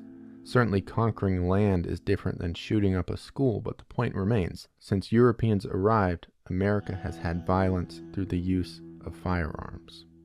As America moved into the Revolutionary War, we see the evolution of America's gun culture. We shouldn't go so far as to say the Revolutionary War happened over the right to own guns. The British made some haphazard attempts at confiscating American guns, but this was not the driving force of the revolution. In reality, the revolution came from issues over taxes and representation in British government. But in any case, we won the Revolutionary War by using guns. Without firearms, today there would likely be no United States of America. This is an important thing to remember as we discuss the country's ongoing cultural love for guns. Following the war, early colonists still had fresh memories of British troops and their treatment of American citizens. With this in mind, America and its leaders were not too keen on the idea of a standing American army. Quite the opposite. The idea of a national army was seen as antithetical to American liberty. However, the Founding Fathers did recognize that some type of military might would be necessary to keep the peace. So they set out to protect the private citizens' rights to organizing militias. Gun ownership is pointedly discussed within America's Bill of Rights. The Second Amendment reads, "A well-regulated militia being necessary to the security of a free state, the right of the people to keep and bear arms shall not be infringed." Both gun rights and gun control activists often claim that the Second Amendment is written in clear language. Both sides will proclaim that this amendment clearly supports their own argument. Indeed, when we examine this amendment, things can become confusing quite quickly. First of all, we have simple grammatical syntax. The English language has changed since this was written. Today, the sentence is difficult to parse. If we examine it only in form, as purely a grammatical exercise, the Second Amendment is difficult to understand. What do all of these commas mean? What exactly shouldn't be infringed? The militia or the guns themselves? To the modern reader, You might think that this is fucking boring. Okay. And I'm hearing some dumbasses in the chat saying similar things. But it is objectively important to understand how we arrived at this interpretation. So yes, unfortunately, language does play a very important role here. Every dumbass American points to the Second Amendment, whether in favor or against. And I hope that he will talk about the interpretation of the Second Amendment changing throughout time as well, because it's something that I routinely point to. My story about American guns, like American gun violence and American gun culture and its evolution throughout time, my hypothesis doesn't start in the inception of the Second Amendment, but instead, it starts with the Vietnam War. The way I interpret the situation is that in the aftermath of the Vietnam War, there was a surplus of weapons of war, and these, capitalist gun manufacturers wanted to find a new market for them. They wanted to dump their surplus, because waging war with these small arms was not enough. And it was a fantastic, the AR-15, the inception of the AR-15 was a fantastic invention, because it wasn't just a gun, it was also a gun with a lot of specs and a lot of customization options. So it created massive secondary market opportunities as well. I think that this plays a big role in how the AR-15 became the most popular weapon, why it became the most popular weapon, and how the Second Amendment interpretation changed throughout time alongside this.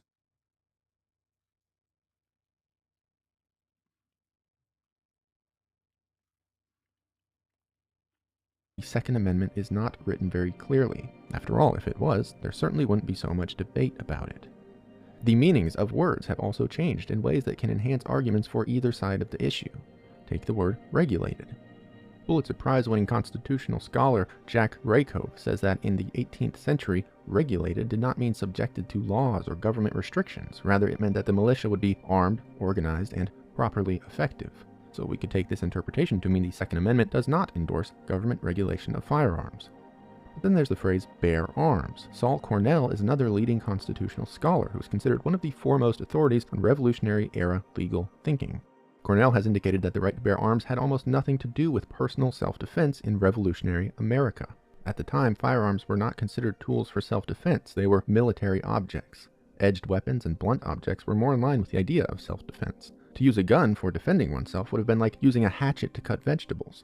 It would work, but the idea was just kind of outlandish.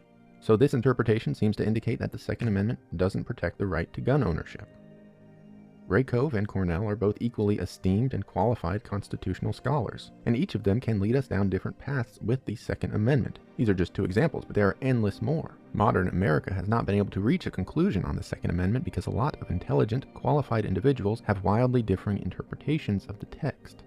Even the federal interpretation of the Second Amendment has swung wildly throughout time. For decades and decades, courts agreed that the Second Amendment did not protect individual rights to gun ownership. Rather, early Americans read the Second Amendment as protecting the existence of militias.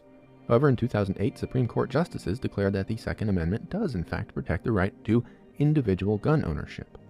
Even still, this decision came with its fair share of conditions. Justice Antonin Scalia noted that firearms were subject to restrictions and regulations.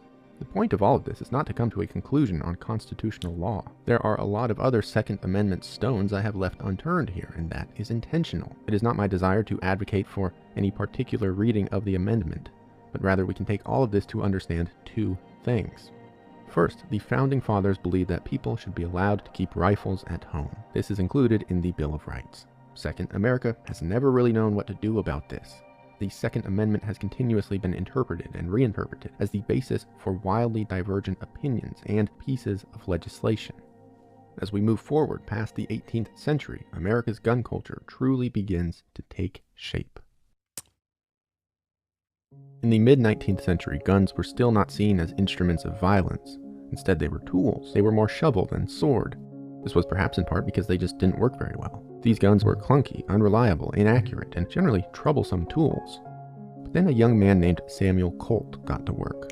Around this time, Texans were fighting against the Comanche tribe. More accurately, they were trying to kill off the Comanches entirely. After hearing a remarkable battle story from a Texan named Sam Walker, Colt realized that firearms could have some romance about them. They could be more than tools. Guns could have some emotional meaning. So Samuel Colt began a massive marketing campaign. He associated his guns with the so-perceived bravery of defending America against foreigners and Native Americans alike. Just as early colonists had, Colt framed violence as a premier strategy for settling disputes.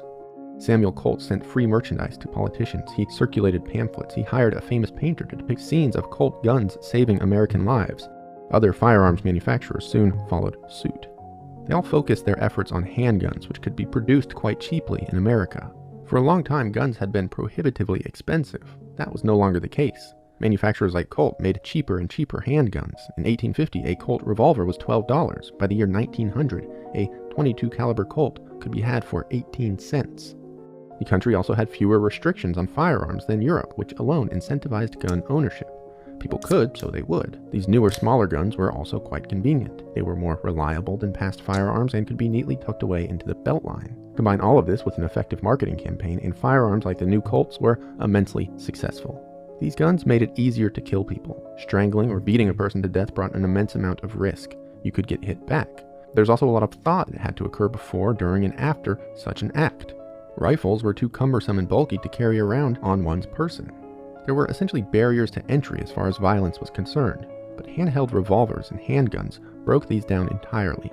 Now within a second or two, you could kill a man without a whole lot of effort, psychological or physical.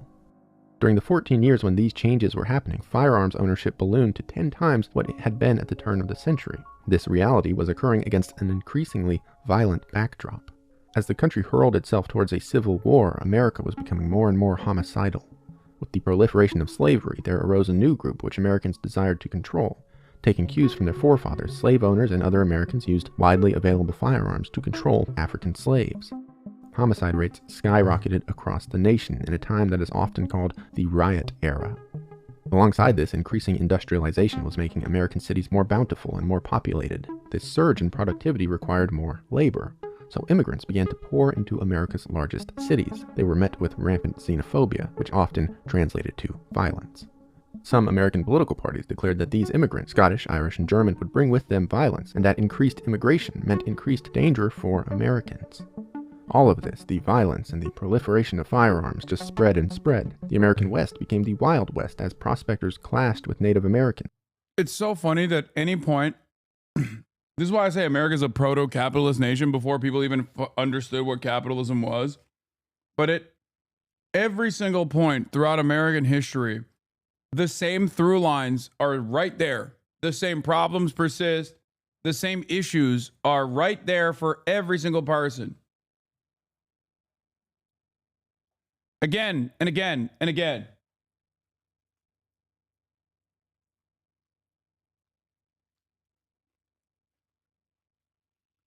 It's incredible.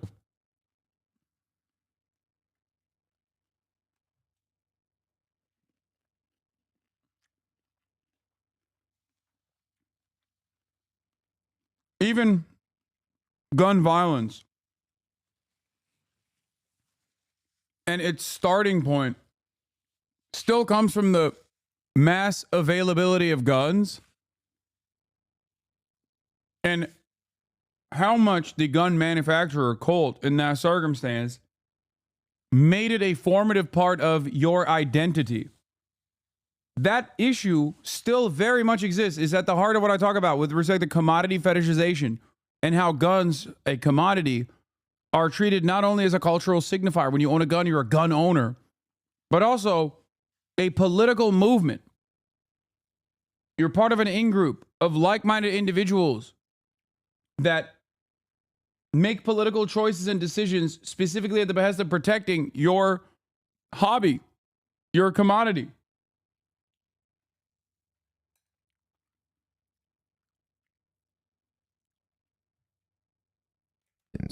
So across the entire country in the late 1800s, American violence was again in its ascendancy.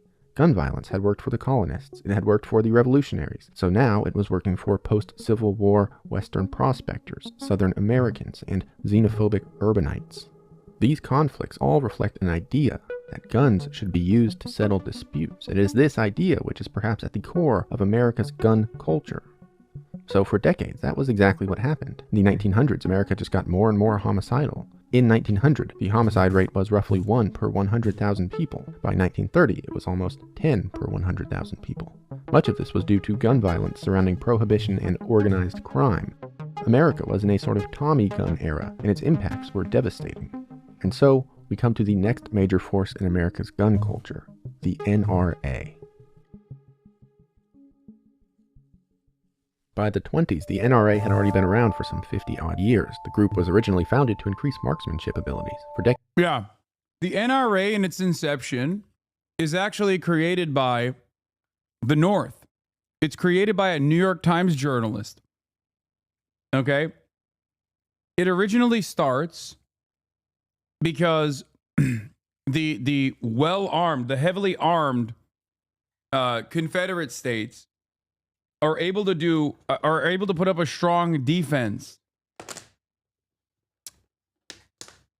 against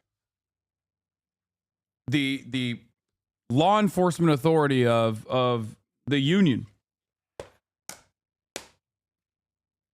So the goal is to basically teach people how to properly use guns if there's ever a necessity to use them again. Okay? That's what it originally started as, and I believe it was I believe it was started by a New York Times journalist, and like I think it was a not a freed slave, but I think it was a black dude as well. Decades, they mostly I'm sure he'll organized bring it shooting up. competitions. But after the Great Depression, the NRA began to drift into the political sphere. Their goal, though, was... But okay, he doesn't bring it up. So in its inception, it was to train Northerners to be able to properly handle a firearm and learn how to shoot it. Then it became a hunting club. It was purely for sport. The NRA basically was a sporting institution. Okay? And it is actually relatively recent in the history of the NRA where it became this like massively consequential, overtly powerful political operation that operates on the boundaries of the material interests and the for-profit interests of gun manufacturers, that actively harms the American legislative body with its influence. Was not the loosening of restrictions. Often the opposite was true. In the early 20s, the NRA successfully pushed for increased firearms regulation, hoping to ensure that only respectable, serious individuals could own guns. President Roosevelt signed 2 pieces of legislation which regulated commercial firearms sales: the 1934 National Firearms Act and the 1938 Federal Firearms Act. These 2 acts imposed paid registration on some weapons and federal registration for gun dealers. They also prohibited felons from purchasing guns at all. The NRA convinced Congress to exclude handguns from this new legislation, but broadly supported the bills. In 1934, the NRA president said in a testimony to Congress, "I do not believe in the general promiscuous toting of guns. I think it should be sharply restricted and only under licenses." The NRA began to change, though, when a new wave of violence came to America. After the assassination of Martin Luther King Jr., a wave of riots spread across Baltimore. There emerged an increasing level of anxiety and violence around the civil rights movement. Richard Nixon was elected president as a law and order candidate. One of his first moves was to militarize urban police forces with heavier weaponry. And so Nixon continued these traditions of guns and violence being used to control a disobedient group and to settle conflict in America. Gun violence went again on the upswing. Gun homicides increased sharply by 51%. Assaults using firearms rose even more by an astounding 84%. Guns were also becoming cheaper. Inexpensive handguns were being imported from overseas like never before. In 1955, 67,000 handguns were imported to the U.S. In 1968, that number increased to about 1 million. At this time, the NRA was still firmly on the side of gun control. In 1968, NRA President Harold Glasson said in a lecture, "Does the right to keep and bear arms mean that every individual has a right to carry a gun at all times, concealed or openly? Obviously not." This same year, the U.S. government passed the Gun Control Act of 1968, prompted by the assassination of President Kennedy. However, the conservative movement in America was beginning to change dramatically. Increasingly, conservatives saw any and all government regulation as inherently problematic. Conservatives placed more and more value on personal freedoms. People like Barry Goldwater, Jerry Falwell, and Howard Jarvis pushed legislation under this new anti-government sentiment. The NRA was a conservative organization, and so they too underwent a seismic shift, almost overnight. In the 1970s, a man named Harlan Carter was an increasingly vocal member of the NRA. He took a hardline stance, believing that no amount of firearms legislation was acceptable. When asked if violent criminals and the mentally ill should be allowed to own guns, Harlan replied that it was the, quote, price we pay for freedom. Harlan wrote a letter to NRA leadership imploring them to take his position, declaring that we can win it on a simple concept: no compromise, no gun legislation. In the mid-70s, Carter would go on to essentially lead a coup against NRA leadership. This resulted in him winning the position of executive vice president. Under Harlan's leadership, the NRA entered into an entirely new era. The new NRA spread a narrative that the U.S. government had a secret plan to disarm all Americans. The gun, Carter said, was the sole tool for defeating this government oppression. Further, Carter's NRA leveraged rising crime rates and racial anxieties to rally support for gun rights. This was all a massive success. Membership in the NRA tripled under Carter from 1 million to 3.7 million. Carter hired a team of lobbyists and activists who racked up victories across the country. Several states under NRA guidance added the right to bear arms into their constitution. It's so funny that you can sell Americans anything with white supremacy. You can sell Americans the idea that welfare is bad because black people use it. You can sell Americans the idea that you must rise up and bear arms by saying black people are going to kill you.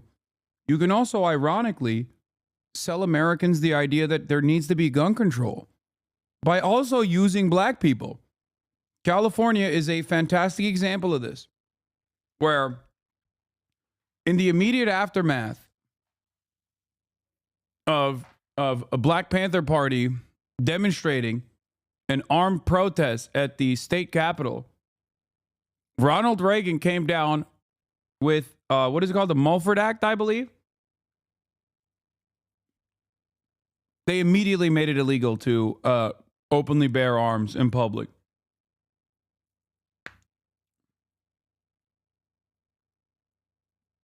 It's so crazy.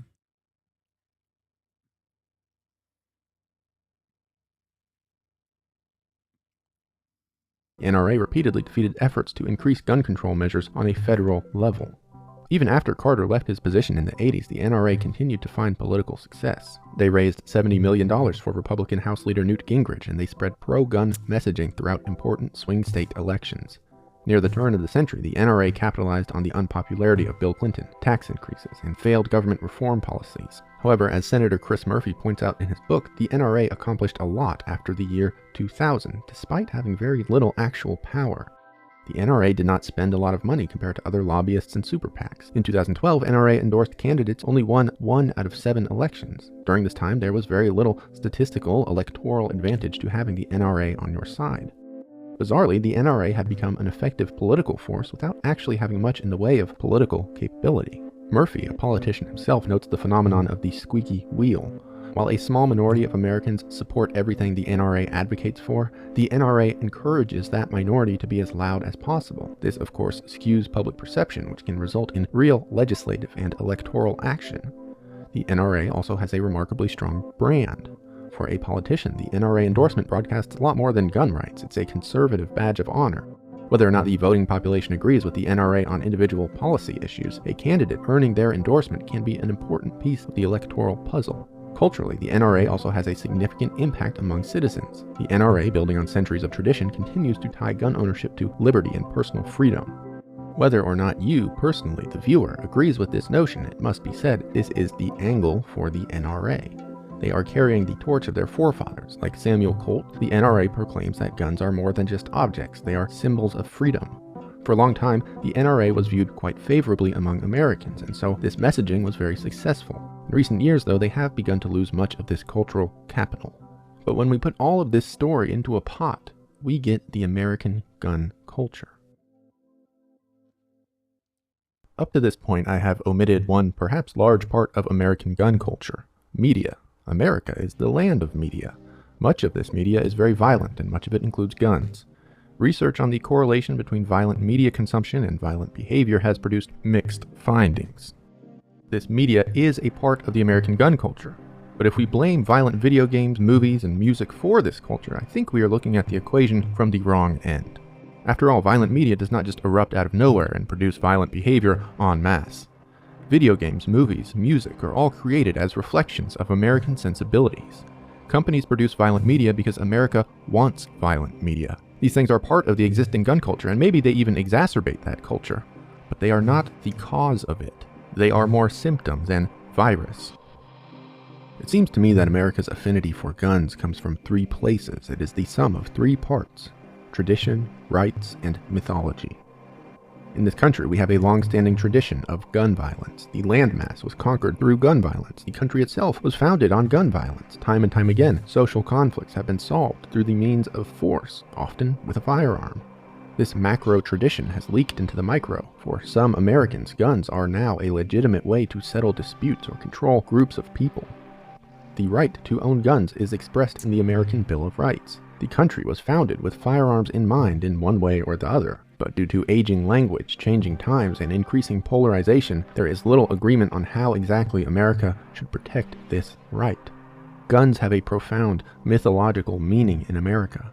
In the very early days of the country, capitalists began active efforts to galvanize the mythology of guns within American culture. They were successful, and this is a process which has not stopped. Its effects have not abated. For hundreds of years, American companies and organizations have produced messaging that ties guns directly to American identity. All nations around the world have their collective cultural interests. Guns are the American incarnation of this phenomenon. Gun control activists say, Yeah. But its inception still goes back to the material interests of gun manufacturers that want to turn a profit, that want to sell their product.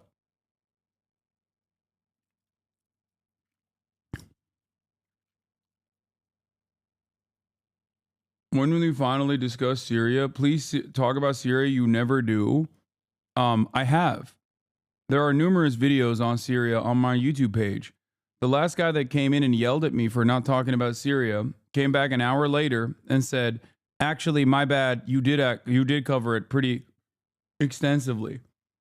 Unless you are the same chatter. I don't think he's the same chatter.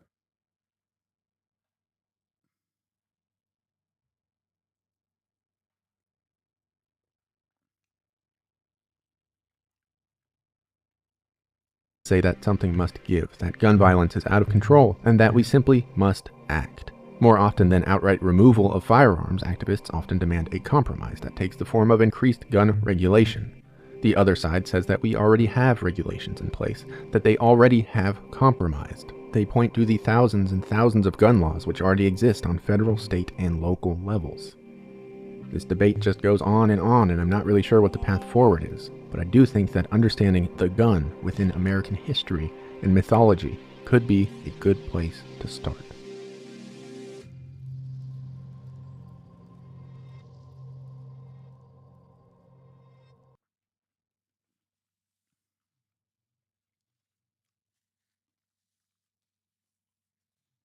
Yeah, I mean, I think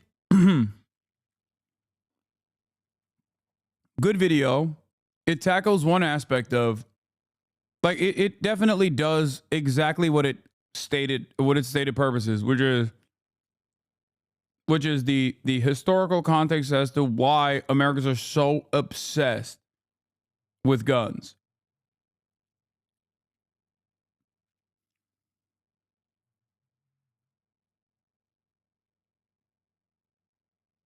There are negatives and sadness that come with gun ownership, but the U.S. was literally created because of the independence we got with guns from the Brits. I think on the spectrum, 2005 is literally Neek Skit, also known as Charitable Chinchilla. I'm beginning to recognize that this is the same person. They've just gotten more mentally ill in the process of their them being permanently banned. I think it's an alt account.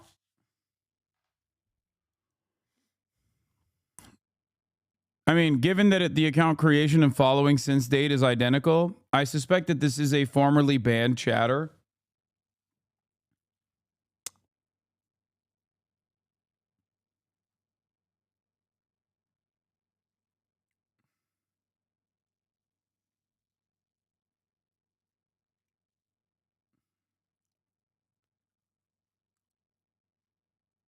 I really don't know who you're talking about. Okay.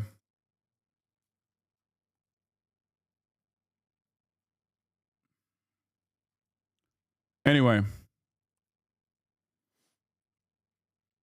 But it goes beyond simply the culture.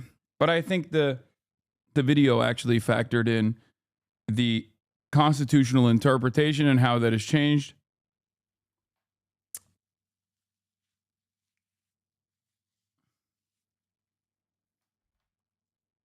And ultimately, like why America is so unique. He's 19 years old, looking at his username. The banned person was older, if I recall correctly. No, Neek Skit is like 19. So actually I actually now definitely think it's him. Well, I don't know. I thought Neek Skit was younger than 19 even.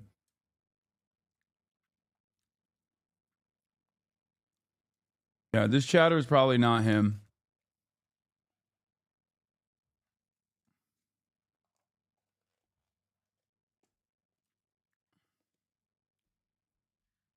also don't believe that Neek Skit was actually 15 when he said he was 15. Why do you know this random chatter? There's just a lot of people who become prominent members of the community by saying the absolute dumbest shit. There are members in the community that are prominent because of how productive they are as Hasanabi heads in the chat.